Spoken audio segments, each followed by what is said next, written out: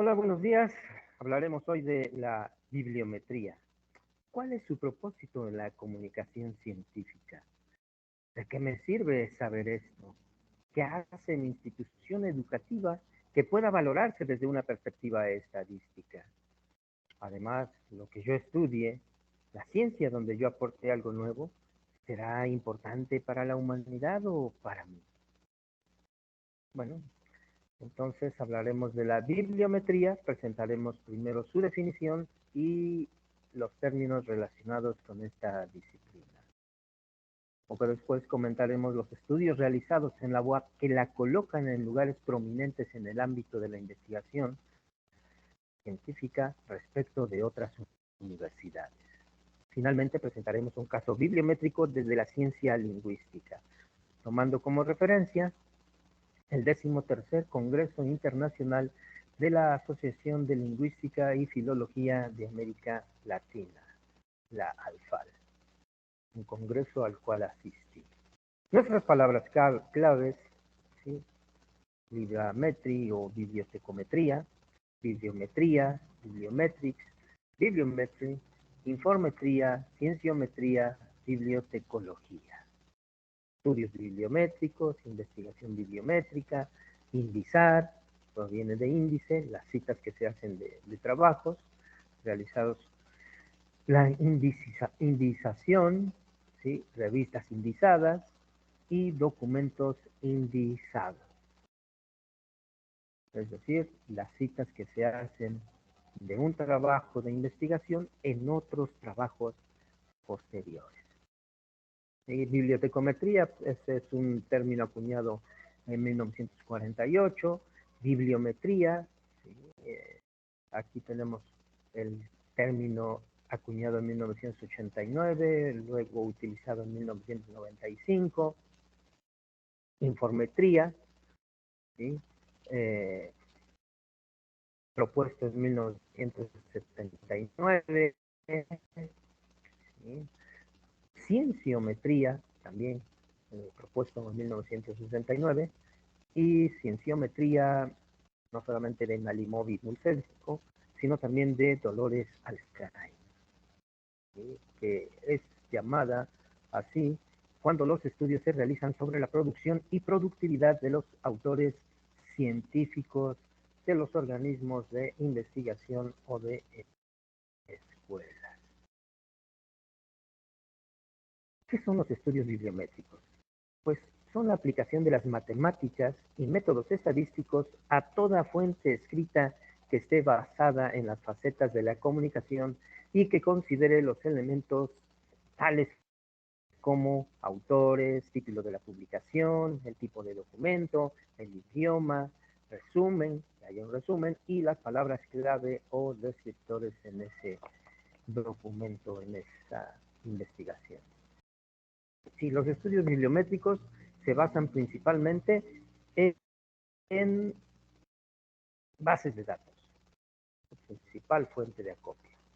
Y la información bibliográfica básica, les había comentado antes, son el autor, el título, en este caso de la revista, el volumen en el que aparece, la paginación de esa investigación y, por supuesto, la institución de adscripción del autor, en donde ¿sí? hace investigación este autor, en la UAP, en la UNAM, en donde.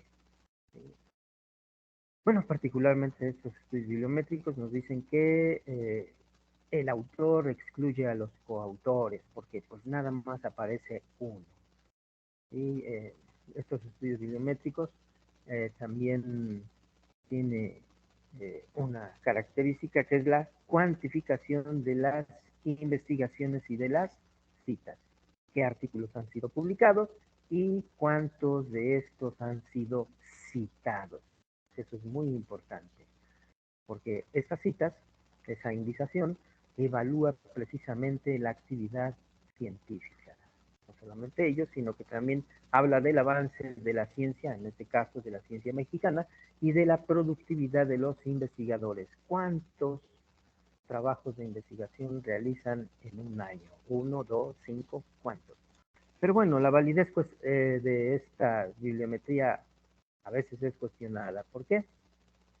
porque hay carencias en la preparación científica y estadística de los investigadores, porque hay una utilización de técnicas estadísticas muy demasiado elementales, porque también luego falta un planteamiento previo, ¿sí?, del problema que justifique el enfoque cuantitativo. Hay una ausencia, por supuesto, ¿sí?, de valoración de las bases de datos utilizadas. ¿No? Se dice si es confiable o no es confiable. Y bueno, también se utiliza a veces solamente esta estadística como criterio único de valoración. Ahora, toda contribución científica deja huella en la disciplina. La información de las bases de datos es fiable, ¿sí? Entonces, el número de citas habla del valor del artículo, ¿sí?, de la ponencia que se está proponiendo. Bueno, para ello, la OCDE y la UNESCO, ¿sí?, han publicado 3 manuales para que uno se guíe en estos indicadores bibliométricos. Es el manual de Frascati, el manual de Oslo y el manual de Canberra. ¿Qué sesgos hay en estos eh, estudios estadísticos? Pues no reflejan la calidad de los documentos, solamente hablan de un número, pero cada artículo de los investigadores contribuye de manera diferente al avance de la ciencia. Y los estilos y categorías varían de acuerdo con las disciplinas. Es lo mismo el estilo en matemáticas, el estilo en física, el estilo en biología, el estilo en química, que en lingüística, por ejemplo. Y la cuantificación de citas. Oh, el valor y significado de las citas es subjetivo. ¿Por qué? Porque alguien puede estar citando un trabajo, pero nada más lo hace por compadrazgo, nada más lo hace porque sí, pero en realidad no está valorando, ¿sí?, una cita por lo que es. No tiene mucha significación en la ciencia o en algo que aporte a la humanidad. Y luego, pues, la única fuente para el acopio de las citas lo constituyen los índices del ISI, que es el Instituto de Investigación. eh, Otro sesgo. Este ISI recupera un porcentaje mínimo de la producción mundial. Indica un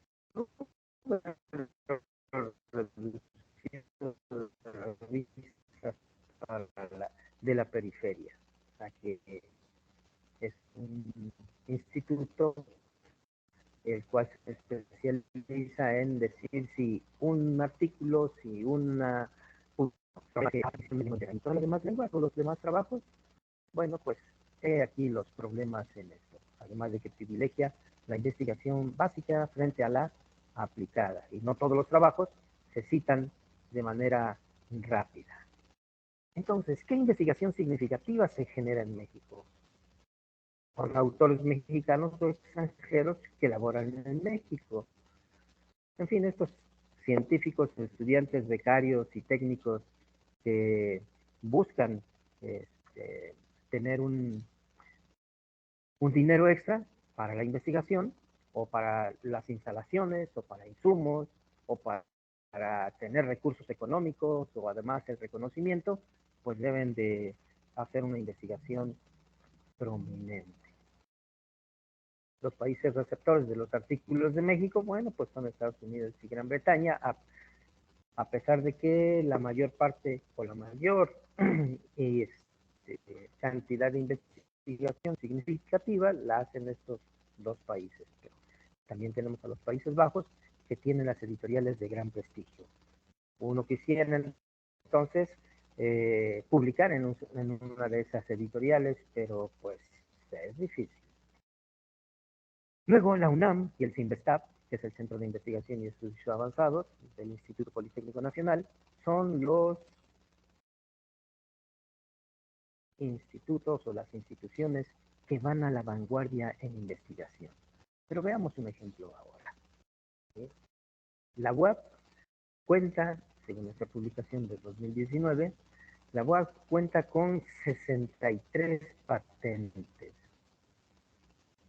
Desde 2011 a la fecha se han obtenido 50 patentes y en lo que va del 2019, 13 más. ¿Y qué hay con estas patentes?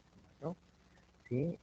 Haciendo un estudio, o hicieron un estudio estadístico, y la UAP está en tercer lugar en solicitud de registro de patentes. Por delante va la UNAM con 299 patentes registradas, el Instituto Politécnico Nacional con 248 y la Benemérita Universidad Autónoma de Puebla, a la cual nosotros pertenecemos, tiene 169 patentes registradas. Esto habla de la magnífica investigación que se hace en nuestra universidad y de la cual debemos estar o estamos muy, pero muy agradecidos y bueno. Veamos ahora nuestro ejemplo, motivo de esta introducción a la bibliometría. En el 13º Congreso Internacional de la ALFAL, que es la Asociación de Lingüística y Filología de América Latina, que se llevó a cabo en febrero de 2002 allá en Costa Rica, ¿sí? Estuvimos más ni menos que muchísimos países, de los cuales España tuvo 25 ponencias, 25 investigaciones. Estados Unidos, 39 investigaciones o ponencias presentó en ese congreso. Argentina, 60. Japón, 6. Brasil, 111 investigaciones. República Dominicana, 6. Alemania, 10. Costa Rica, aunque fue la sede, imagínense, de este congreso, solamente hubo 13 trabajos de investigación. ¿Por qué? Pues quién sabe, pero hay un comité científico que lee los resúmenes, que lee las investigaciones y decide si se presenta esa comunicación o no en el Congreso. Venezuela, 31 ponencias, Finlandia 1, Puerto Rico 5 ponencias y México, miren nada más. ¿Sí? En México participamos 60 investigadores del país. Uruguay 4, Guyana Francesa 1, Nicaragua 1, Estados Unidos, no, Nicaragua 2, Estados Unidos y Escocia fueron 1, Bolivia 10, Barbados 1 ponencia. Colombia 7, Tokio 1, Francia 3, Corea 2, Chile 18, Noruega 1, Corea del Sur 2, Guatemala 1, Suecia 2. En cambio, Taiwán, el País Vasco, Austria, Italia y China solamente participaron con 1. Portugal con 4 ponencias. Holanda 1, Bélgica 1 presentación. Lo mismo decimos para la República Checa, para Canadá, Polonia, Reino Unido y las Islas Canarias, que solamente presentaron 1. Aquí tenemos un problema, del cual se habla precisamente en la introducción, y en esos sesgos en la investigación, o esos sesgos que hay en las bibliometrías. ¿Sí? Alma Silvia Rodríguez participó, pero no estuvo su país. Orlando Alba participó y tampoco se registró el país. De Celia Cándida Abreu también no se registró el país. De Maritza, de María, de Francisco, de Jesús, no se registró el país de donde participaron. La Universidad de Dresden, bueno, pues también. Y aquí tenemos un ejemplo de este programa que hubo en la universidad allá en Costa Rica. Las presentaciones. Y, por ejemplo, acá tenemos estudios, ¿sí? Por ejemplo, de Antonio Ruiz Tinoco, el de las 10 de la mañana. Antonio Ruiz Tinoco, que es un nombre hispano, y pues vino de Tokio. Entonces hay algunas cosas que ahí se nos presentan y como que no hilamos bien por fin qué pasó. En fin, Brasil tuvo 111 ponencias. México, 60 comunicaciones. Argentina, 60 trabajos de investigación.